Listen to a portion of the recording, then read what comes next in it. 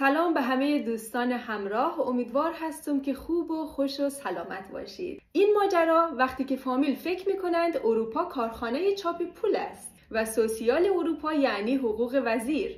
اما متاسفانه باید گفت که اروپا بانک نیست و مهاجرین ماشین پولسازی نیستند. من هم از وضعیت اسفبار افغانستان و ایران خبر دارم و میدانم که خانواده ها در چه سختی و مشقت زندگی میکنن. اما اینطور هم نیست که در اروپا پول سوسیال یعنی زندگی شاهانه. در واقع پولی که مهاجران از سوسیال میگیرند بیشتر برای بقا و زنده ماندن است.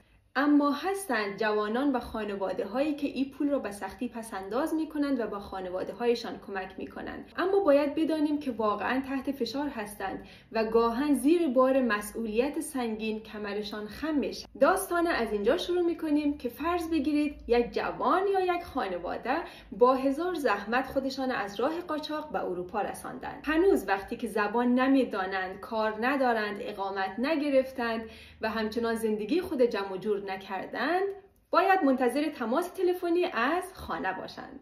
بچه‌م چطور هستی؟ بخیر اروپا رسیدی؟ ماهیانه چند یورو میگیری؟ از کی برای ما میتونی پول بفرستی؟ و اینجاست که میفهمیم از ماه اول اونها چشم انتظار هستند و هر چقدر هم که شما میگید ما در این پول هنوز کافی نیست و من باید صبر کنم، اقامت بگیرم و همچنان کار کنم تا بتونم برای شما پول بفرستم، اما جوابی که شما میشنوید بچه خالد از همون ماه اول پول روان کرد، بچه کاکایت هم همینطور. حالا نوبت به ما که رسید اروپا خشک شد. خلاصه جوابهای شما در هیچ صورت قانع کننده نخواهد بود و باید این پول را بفرستید. در غیر این صورت باعث ناراحتی فامیل میشین. حالا فرض بر این که شما تانستید چند ماهی هم اونها رو معطل کنید. بعد از آن چه خواهد شد؟ در همین ابتدا لایک و کامنت فراموش نشه تا ادامه این ماجرا را برای شما عزیزان تعریف کنم. وقتی خبر قبولی شما به کابل میرسه دوباره زنگ ها شروع میشه.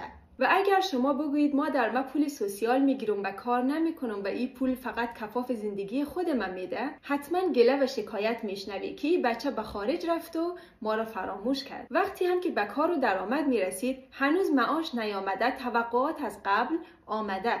پیام ها شروع میشه که بچه‌م چطور هستی؟ خوبی؟ چطور شد این ماه پول روان نتونستی؟ مصروف بود؟ و وقتی هم که میگی مادر من هنوز معاش دریافت نکردم و وقتی هم که دریافت کنم مقدار زیادی از این پول برای مالیات میره و شکایت میرسن. فامیل هم میگن بله حالا مالیات شد بهانه و خبری از پول فرستادن نیست. نزدیک عید هم که قطعا پیام ها پشت سر هم میآیند. بچه‌م تو که اروپا هستی چیزی که فراوان است مارک و برند است. لطفاً برای خواهر دک بوت مارک، برای پدر دک ساعت رولکس، برای کاکای دک عطر شانل و برای من یک آیفون 16 بفرست. وقتی هم که میگی مادر من در اروپا کارگر هستم، در شرکت گوچی که کار نمیکنم، من خودم هنوز لباس مارک ندیدم، در بازار یک بوت دیدم قیمتش که خواندم هوش از سرم پراند.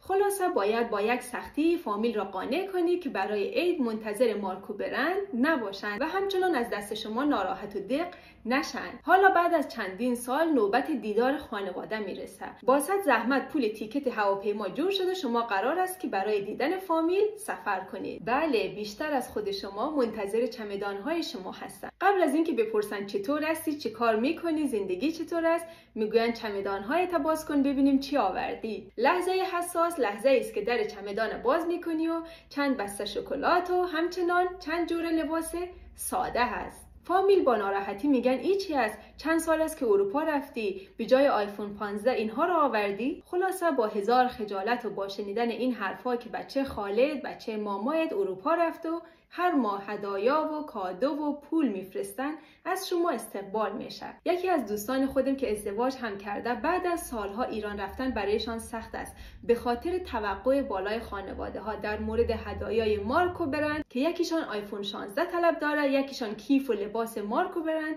و این چنین است که رفتن برای اینها هم مشکل شده و چشم انتظاری آنها هر روز بیشتر. تا اینجای داستان به صورت شوخی و طنز برای شما بیان شد که در کنار این که میخندید و شاد میشید همچنان به واقعیت این قضایا پی ببرید. اما همه ما به خوبی میدانیم که این موضوع میتونه که بر زندگی خیلی از جوانهای ما به خصوص پسرها تأثیر بگذارند.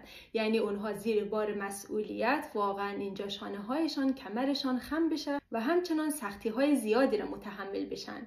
به همه فامیل های عزیز و محترم چه در ایران چه در افغانستان میخوایم برسانیم که بله ما درک میکنیم که شرایط شما واقعا سخت است و همچنان اوضاع اقتصادی واقعا مشکل است، اما داشتن توقع زیادی از جوانان، از فرزندان شما که در اروپا هستند باعث تاثیر منفی بر روح و روان اونها میشه که همیشه فکر و اندیشه خانواده را دارن و قصه میخورن و همچنان ممکن است که توقعات زیاد مانع از پیشرفت آنها شوند، چرا که خیلی از آنها میخواهند زودتر به کار و درآمد برسند تا به فامیل کمک کنند. این جوانان کارهای سخت‌تر و با حقوقهای کمتری را انجام میدن، در حالی که اگر درس بخوانند و تلاش کنند میتونند که به موقعیت‌های بهتر شغلی و همچنان پول و درآمد بیشتر برسند. ما از اوضاع سخت و اسفناک اقتصادی در ایران و افغانستان باخبر هستیم، اما باید بدانیم زندگی برای جوانان ما، مخصوصا اونهایی که تازه مهاجرت کردن، آنچنان گل و بلبل نیست و نیاز به صبر و حوصله داریم که جوانهای ما در اینجا پیشرفت بکنن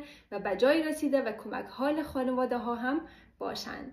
لطفاً نظرات خودتان در زیر این پست کامنت کنید و همچنان لایک و سابسکرایب فراموش نشود. قدردان حمایت های شما عزیزان هستم.